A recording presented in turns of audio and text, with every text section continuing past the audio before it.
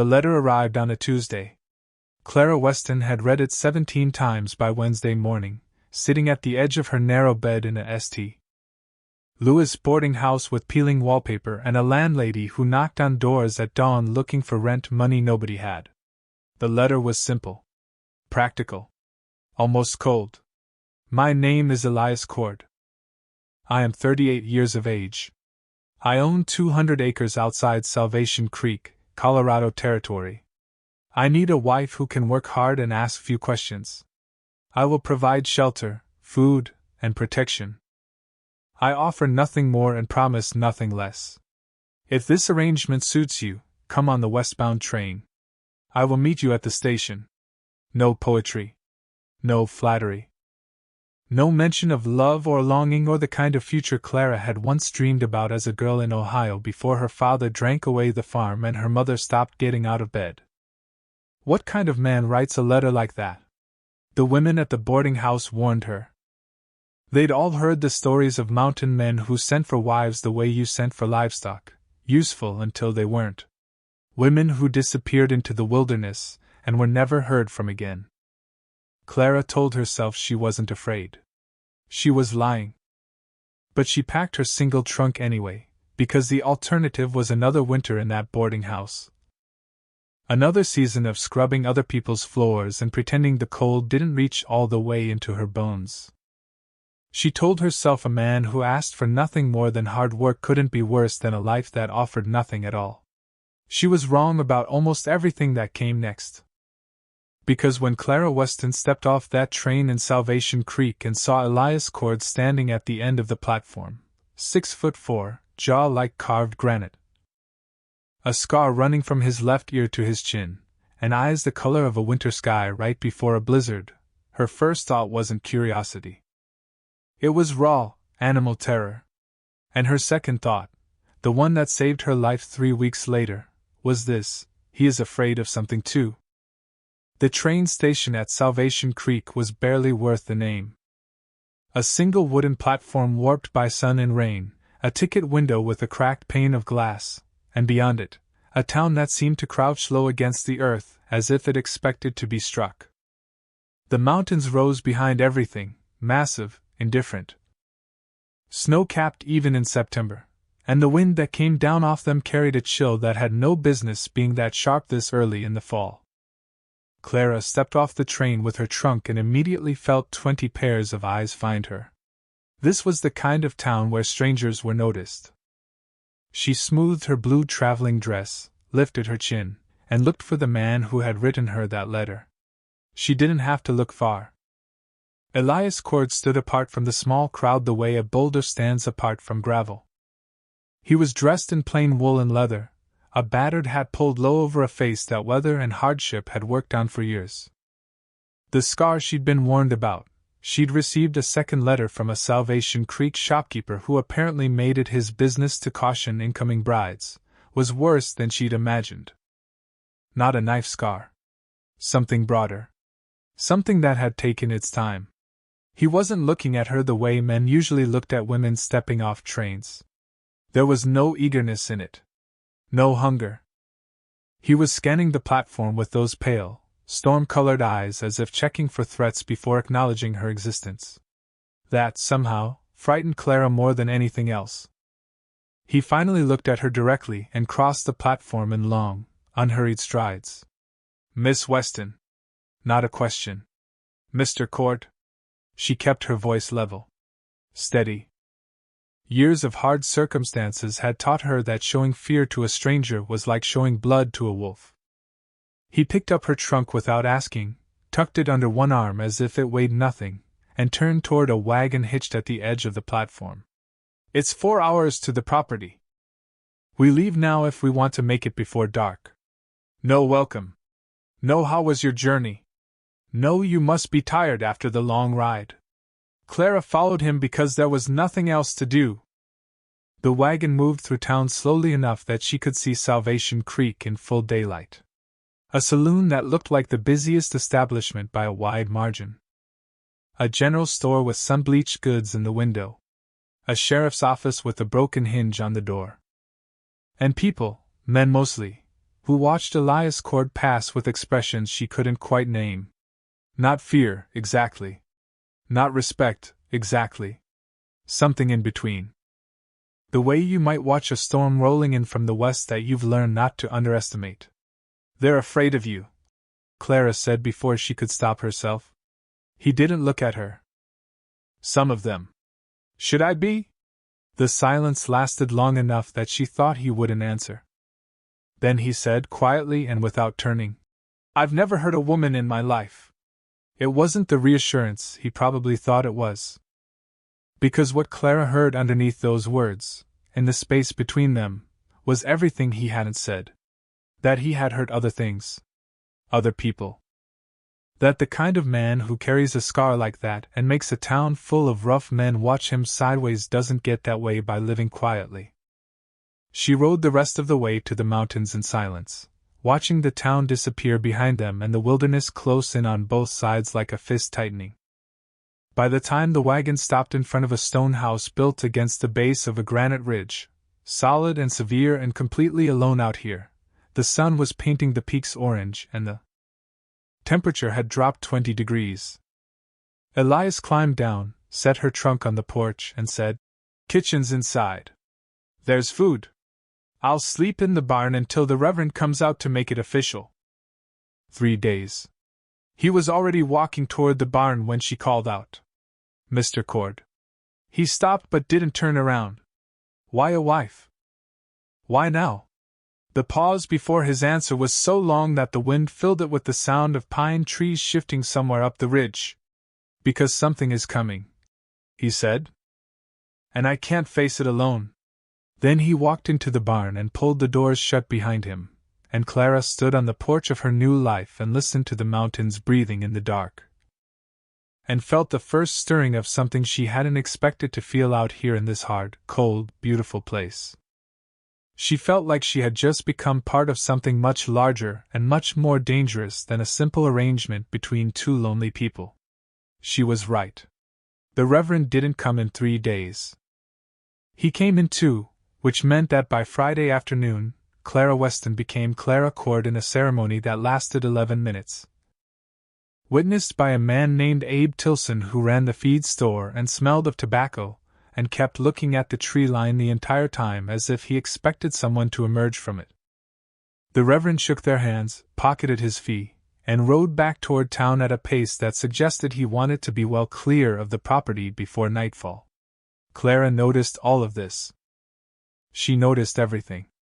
It was a survival habit she'd developed young. In the days that followed, she learned the shape of her new life. The stone house had 3 rooms, a fireplace that worked, and a root cellar stocked with enough preserved food to last a hard winter. Elias had built all of it himself, she could tell, every joint fitted with the kind of stubborn precision that came from having no one else to rely on. He rose before dawn, worked until dark, and spoke to her only when something required saying. She learned to read him by small signs. The way his jaw tightened when he scanned the ridge line each morning. The way he kept his rifle within arm's reach at all times, not nervously, but habitually, the way other men kept their hats. The way he slept with one ear open, or didn't sleep at all, because twice she woke in the night to find the barn lit from within and the sound of careful movement. On the 5th day, she rode into Salvation Creek alone. She needed thread and flour, and she needed information, and she had learned long ago that general stores were the best places to collect both. The woman behind the counter at Tilson's general store was named Martha, and she had the quick, evaluating eyes of someone who had lived in a small town long enough to know every secret worth knowing. "You're Cord's wife," Martha said. Statement, not question. "I am." Martha set the thread on the counter without being asked. "He treating you all right?" "He's treating me fine." Clara kept her voice neutral. "What happened to his face?"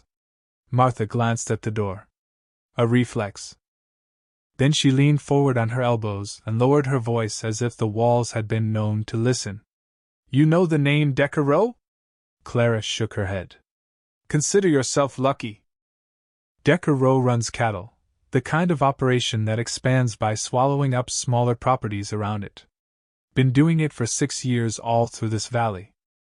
Some men sell to him because he pays fair enough. Others sell because he burns their barns in the night, and they find their cattle with their throats cut in the morning. Martha's mouth pressed into a thin line. Elias Cord is the only man in this county who told Decker Rowe no and made it stick. 2 years ago, Rowe sent 3 men to change his mind. Elias sent 2 of them back. The third. She trailed off meaningfully. Clara felt something cold settle in her stomach. And the scar? One of those 3 men wasn't as finished as Elias thought. Martha straightened up and began wrapping the flower in brown paper. Took a bowie knife to his face before Elias put him down for good.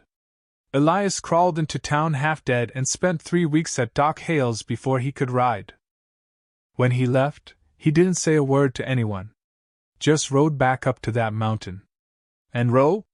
Martha looked at her with something that might have been pity. Rowe has been quiet.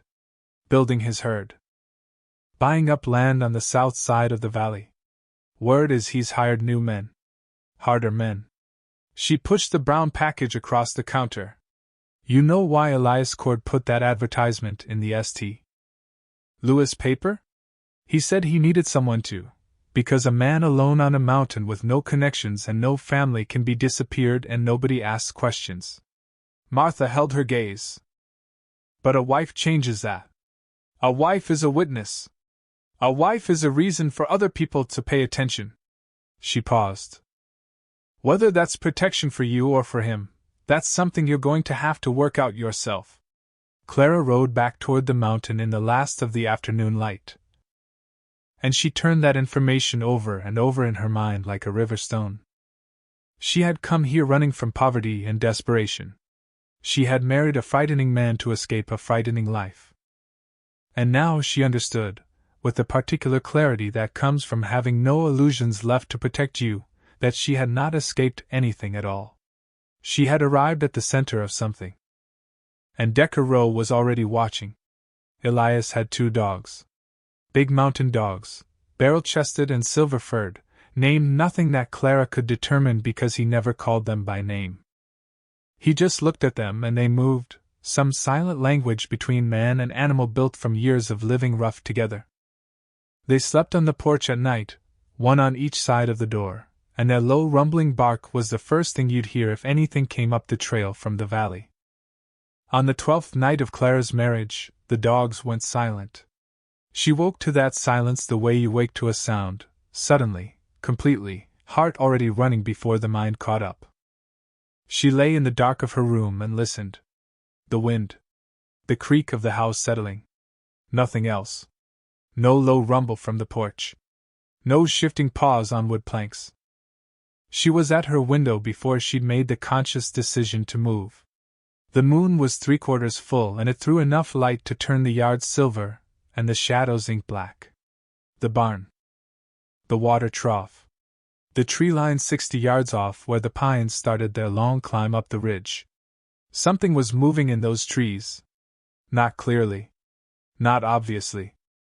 Just a darkness that shifted wrong, that didn't move the way branches move. Clara pulled on her boots and her coat and went to the barn. She didn't knock. She pushed the door open and said in a low, controlled voice, "Someone's in the tree line." Elias was already sitting up. He hadn't been asleep. He was dressed and armed within 30 seconds, moving with a quiet efficiency that suggested this was not the first time he'd done this particular thing at this particular hour. He handed Clara a short-barreled shotgun without asking if she knew how to use it. She took it without asking where he'd gotten it. "Stay inside the house. Bar the door," he said. "The dogs, I know." His voice was flat. Controlled. But his eyes in the moonlight through the barn door were burning with something she hadn't seen in them before. "They wouldn't silence a dog unless they came in numbers," he said. "They. Not someone. Not an animal. They." "How many?" she asked. He looked at her for a moment, measuring something. Then he said, "Go inside, Clara." It was the first time he'd used her given name. She went inside. She barred the door. She stood at the window with the shotgun and watched the yard in the moonlight, and she counted 3 separate moments of wrong-moving shadow at the tree line over the next 40 minutes.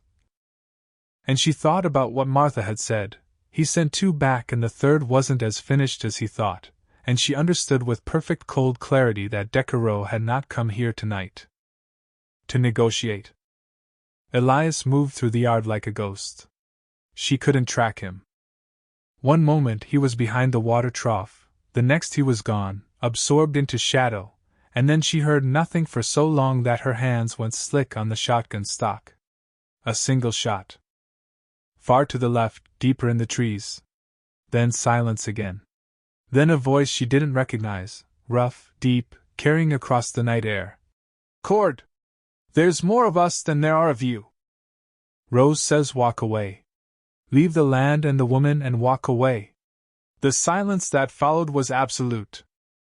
Then Elias Cord's voice came back from somewhere completely different, higher, closer, and what he said turned the blood in Clara's veins to ice water, not from fear but from the absolute, contained certainty of it. "You tell Decaroux that the woman stays. The land stays. And anyone he sends up this mountain from here on dies on this mountain." Another silence. Then the sound of men moving through underbrush. Retreating. Going back down the valley the way they'd come. Clara didn't unbar the door until Elias knocked on it 20 minutes later. He came inside and set his rifle on the table and stood with his back to her for a moment, and she saw the rigid set of his shoulders slowly release, degree by degree, like a cable finally losing tension. "Are you hurt?" she asked. "No. The dogs? They're alive.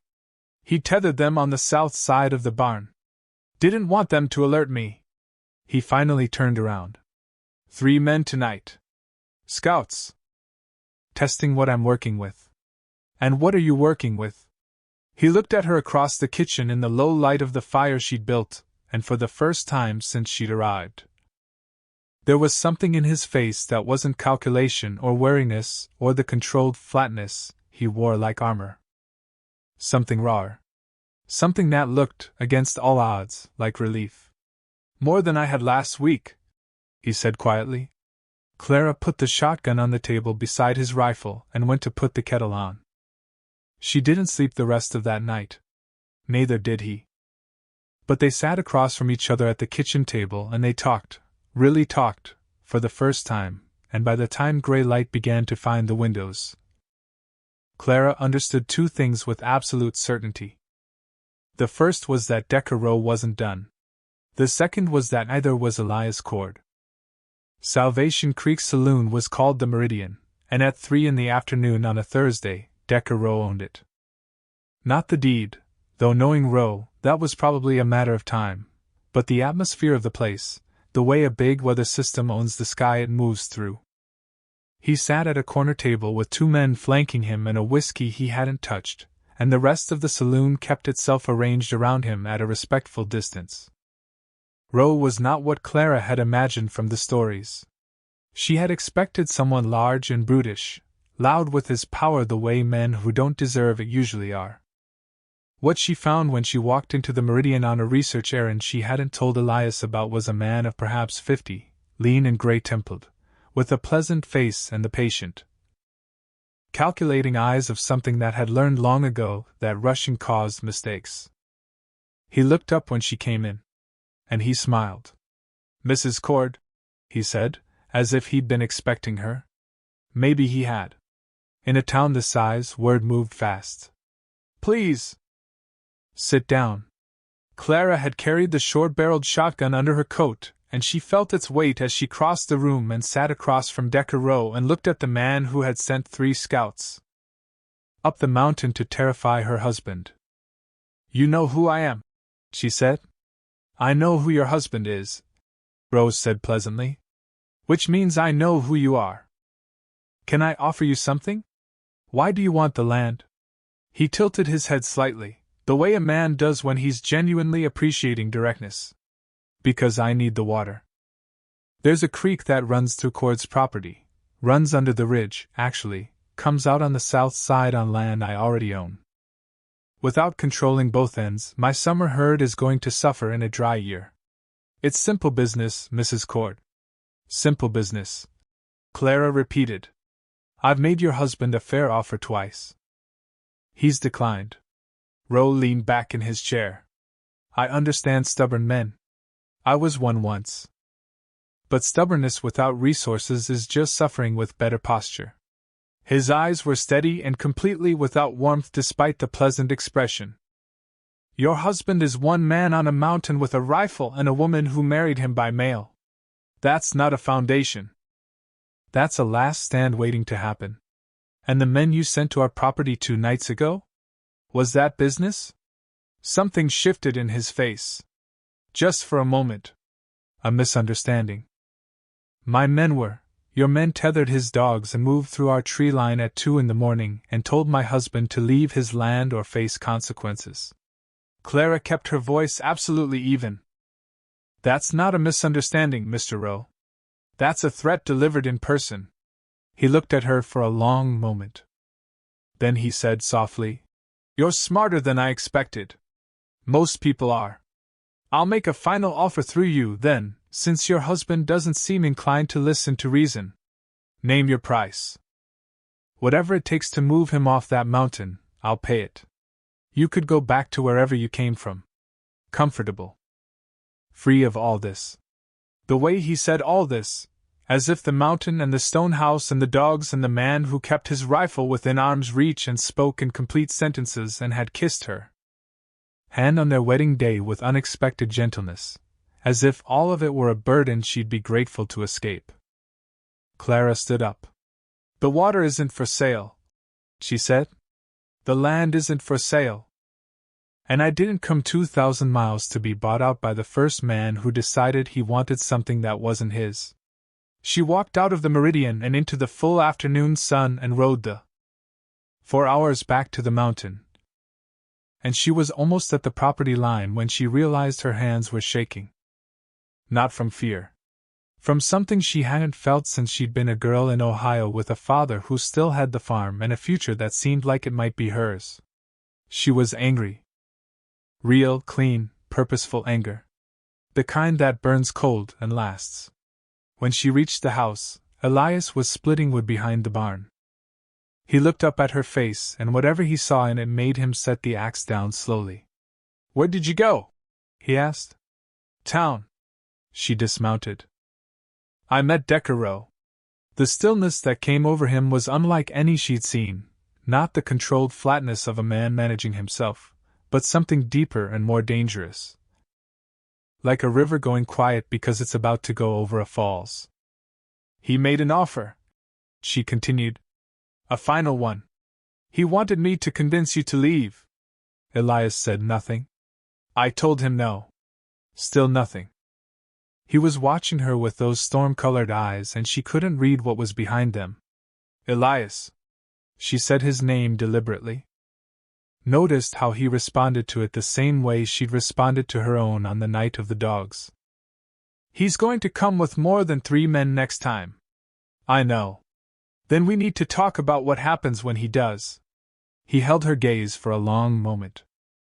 Then he nodded, slowly, like something being decided rather than just agreed to, and he picked up his axe and drove it into the splitting block, and he said, Come inside. I'll make coffee. And then I'll tell you everything. He told her everything. Not all at once. Not easily. The words came out of Elias Cord the way roots come out of dry earth, slowly, with resistance, with the sense that what was being uprooted had grown deep. 7 years ago, he told her, there had been another family on this mountain. Not his. A couple named Hargrove, Frank and Delia, who'd run cattle on the eastern slope and shared the watershed with Elias and gotten along with him the way good neighbors do. Which in the wilderness meant they left each other in peace and helped each other when help was needed. Decker Roe had wanted the Hargrove land for the same reason he wanted Elias's.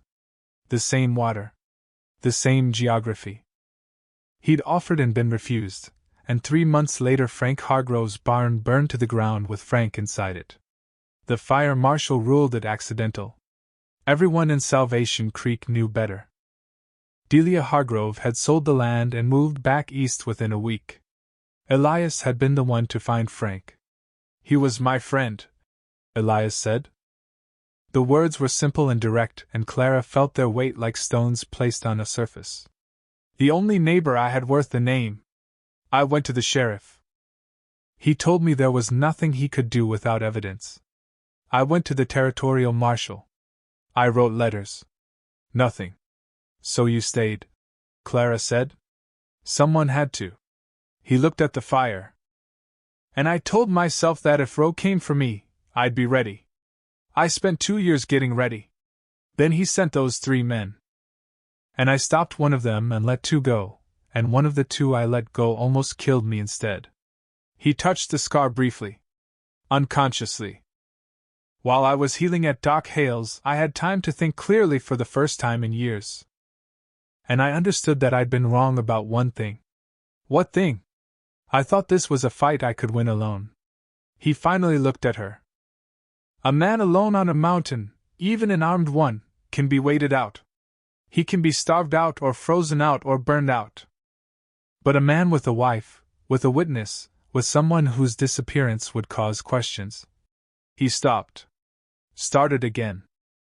"I put that advertisement in the paper because I needed someone who would survive if I didn't. Someone who would know enough to testify. Someone who would make my absence visible in a way that a solitary man's absence never is." Clara absorbed this. "You married me as a strategy," she said. "I married you as a necessity." He didn't look away. "What I didn't account for was you." "What about me?" He was quiet for a moment. Then, "I've been alone a long time, Mrs. Cord." "Clara." I'd stopped. I'd forgotten what it was like to have someone in this house. Someone who notices things and doesn't frighten easily and rides into town alone to face down a man like Decker Rowe, and comes back angry instead of broken. Something moved in his face that she was beginning to learn to read, that small tightening around the eyes that in another man might have been the edge of a smile. "I hadn't accounted for that. You should have put it in the letter," she said. "Might have been more convincing than asking for someone who works hard and asks few questions. You asked plenty of questions." "I always do." They sat with the fire for a moment. And then Clara said, "What happens when Roe comes again?" "And he will come again. I've been sending letters," Elias said. "To the territorial newspaper in Denver. To the Federal Land Office. I've been documenting everything, Roe's acquisitions, the circumstances of the Hargrove fire, the names of the men he's hired. Paper trails. Records that exist somewhere other than this mountain. That takes time." "Yes. Roe won't give us time." "No." He stood and went to the window and looked out at the dark mountain. "I need 3 weeks. Maybe 4. Long enough for those letters to reach the right people and for the right people to understand that something that happens here will be noted somewhere else.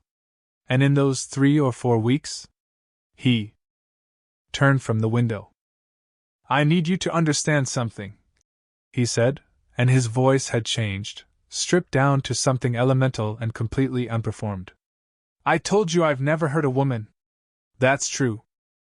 I'm telling you something else now, something I've never said out loud to anyone. If Roe comes to this mountain, and he brings his men, and they come for you, for either of us, I will kill every single one of them. I won't negotiate. I won't retreat. I will defend this land and I will defend you with everything I have." He held her gaze steadily.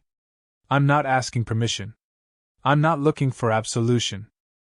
I'm telling you who I am so you know exactly what you married." The fire crackled. The wind moved across the mountain. Somewhere above them, the pines shifted like a slow breathing. Clara Weston, Clara Cord, looked at this frightening, scarred, solitary man who had brought her here for strategic reasons and built her a solid house and handed her a loaded shotgun in the dark, and used her name like it meant something.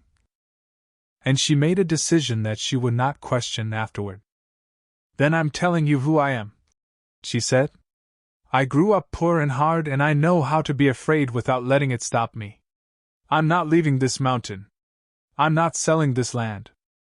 And whatever comes up that trail, I will be standing beside you when it does. The mountain outside was enormous and dark and full of cold wind. Inside the stone house, two people who had come to each other out of desperation and calculation and mutual necessity sat across a kitchen table, and, for the first time, chose each other deliberately. The storm that came 3 days later was not the one either of them had expected. They came on a Saturday. 12 men. 6 on horseback, 6 on foot, spread out wide to cover approaches from all sides. Decker Rowe rode at the center, unhurried, dressed well, wearing the expression of a man who had done this before and found it unpleasant but necessary, the way a surgeon might describe an amputation. Clara saw them from the ridge. She had climbed up at dawn, which was her habit now, had been since the night of the dogs, and from the granite outcrop above the tree line she could see the entire valley spread out below, including the road that wound up from Salvation Creek. And she saw 12 men moving up that road in the pale morning light, and she turned and ran back down the ridge, hard and fast, and reached the house with her heart hammering and her breath sawing in her chest. Elias was already in the yard. He'd seen them too, from his own vantage. "How many?" she said. 12. Maybe more behind. He handed her the shotgun. "The rifle is better at distance, but give me the rifle," she said. "I told you my father had a farm. We had deer and we had a .44, and I've been putting food on tables since I was 13 years old. Give me the rifle." A beat. Then he did. They moved into position. Elias at the edge of the yard behind the water trough. Clara on the porch, which gave her height and a clear line of sight down the trail. The dogs, recovered now and back at their posts, stood stiff-legged and growling at the tree line. Rowe's men came out of the trees in a line. Rowe himself stopped his horse 20 yards from the yard and raised one hand. His men stopped with him. He looked at the setup, at the rifle in Clara's hands and the angle of her position, and something in his expression shifted. Recalculated. "Cord," he called out. "This is finished. You know that. 12 men. You're one. Let's end this without more bloodshed. The only blood that gets shed here today is by your choosing." Elias replied from behind the trough. His voice was absolutely flat. "Turn your men around. Ride back to town. We're done talking." Rowe looked at Clara on the porch. "Mrs. Cord." His voice was reasonable, almost kind. "You're a sensible woman. I saw that when we spoke. This isn't your fight. You can walk away from all of this right now. Whatever Cord owes me has nothing to do with you." Clara lined up the rifle's sights on a point directly above Rowe's head and said, "I'm right where I want to be, Mr. Rowe." The silence that followed lasted perhaps 4 seconds. Then everything happened at once. 2 of Rowe's men broke left, moving toward the barn. Elias came up from behind the trough firing, and he was fast, terrifyingly fast, and the 2 men went down in the dirt before they'd gotten 10 yards.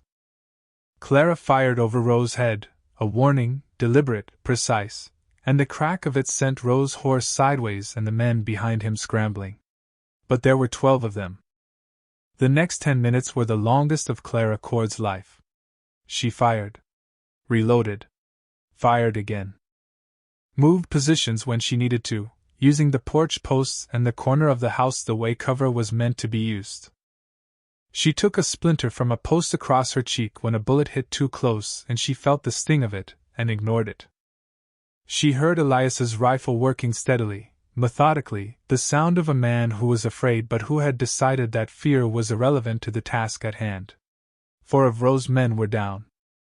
2 more had retreated into the trees.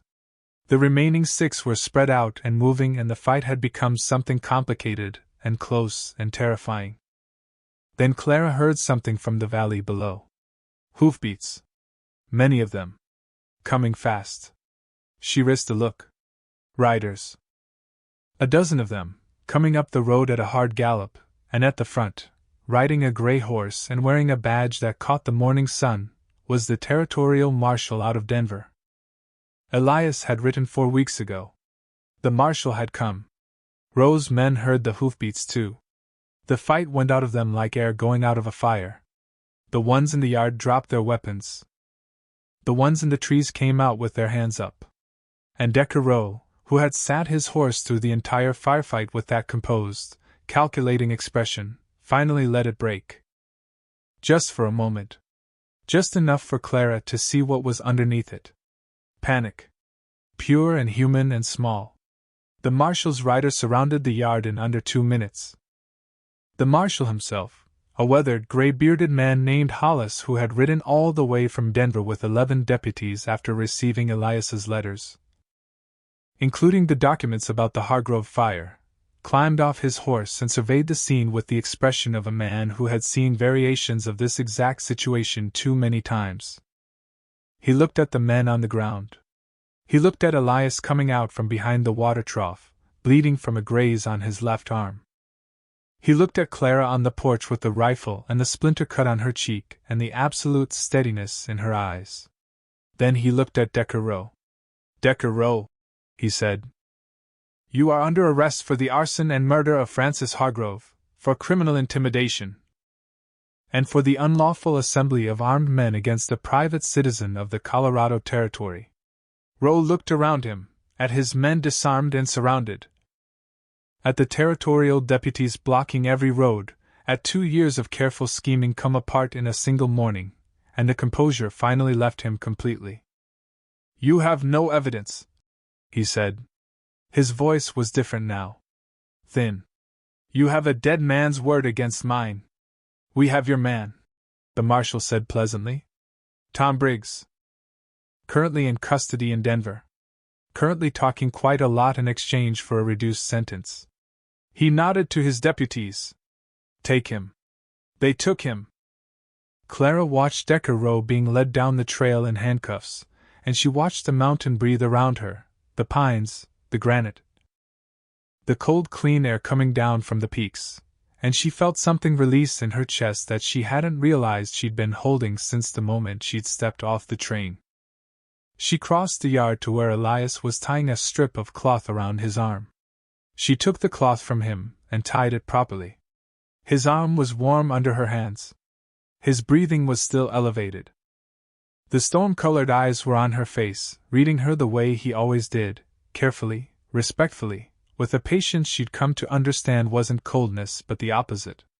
"It's over," she said. "The trial won't be easy." He let her finish with the cloth. "I'll need to testify." "You might need to." "I know. And there'll be those in town who sided with Roe. It won't be entirely comfortable." "Elias." She looked up at him. "I grew up sleeping in a house with a drunk who spent the rent. I crossed 2,000 miles alone on the word of a man I'd never met. I just stood on that porch and fired a rifle at 12 armed men." She held his gaze steadily. "Uncomfortable I can manage." The marshal was organizing his men in the yard. The dogs were finally calm, lying in the sun near the porch with the boneless contentment of animals whose job is finished. The mountains rose on all sides, enormous and enduring and completely indifferent to the small, fierce, consequential things that happened at their feet. Elias Cord looked at his wife in the morning light, at her cut cheek and her steady hands and the rifle she still held with the natural ease of someone who had decided, irrevocably, to be equal to whatever came at her, and he said something she didn't expect. "I'm sorry," he said. "For the letter.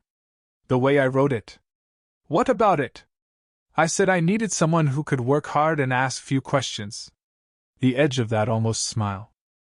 "You were the worst possible choice." Clara Cord looked at the mountain and then at the man beside her and felt, for the first time in longer than she could clearly remember, the specific warmth of being exactly where she was supposed to be. "Next time," she said, "write better letters." Decker Roe stood trial in Denver that winter. Tom Briggs testified for 6 days. The evidence about the Hargrove fire was sufficient. The jury deliberated for 3 hours.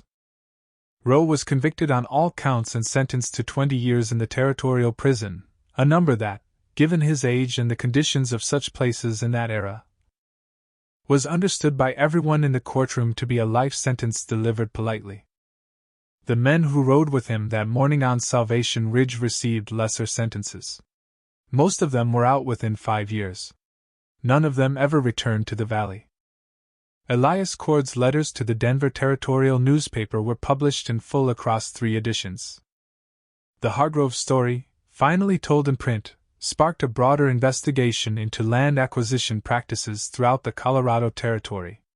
It didn't change everything. It never does.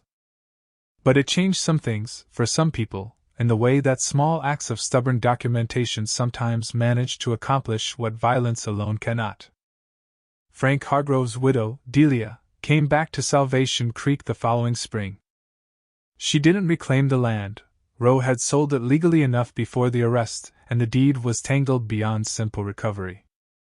But she came back to see justice acknowledged, and Clara Cord met her at the station and brought her up the mountain.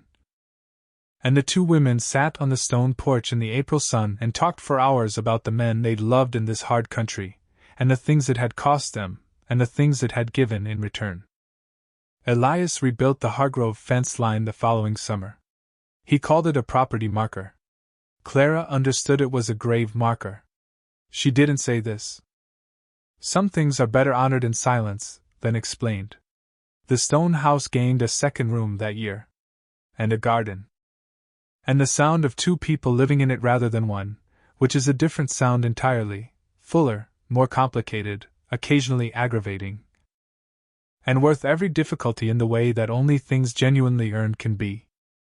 Clara Cord never rode home to St. Louis about what she had found in the Colorado Territory. Not because it was secret, but because she had learned, in the months on that mountain, that the best things resist description, that the particular quality of light on granite at 5 in the morning, or the way a frightening man looks when he allows himself to be unafraid, or the feeling of standing on a porch with a rifle and choosing your ground, these things flatten under words. Some things you have to live to understand. What she did write, in the journal she kept, in the careful handwriting her mother had insisted on through all of their lean years, was a single entry dated November of that year. After the first real snow had come down off the peaks and covered the mountain in the particular silence that winter brings, he married me as a strategy. I married him out of desperation. We are still here. The land is still ours. I think this is what people mean when they talk about how love starts, not with poetry or intention, but with 2 people who need each other for the wrong reasons and stay for the right ones. The dogs are barking at something in the tree line again tonight. I'm not afraid. Some men are hard to trust because they've been hard to break. The trick is knowing the difference between a man who is dangerous to you and a man who is dangerous for you, the kind of dangerous that stands between you and the world when the world decides it wants something you're not willing to give. Elias Cord was the second kind. Clara Weston was smart enough to stay long enough to find out which. What would you have done, stayed or taken Roe's offer and walked away? Some choices look obvious from the outside. They rarely feel that way from the inside.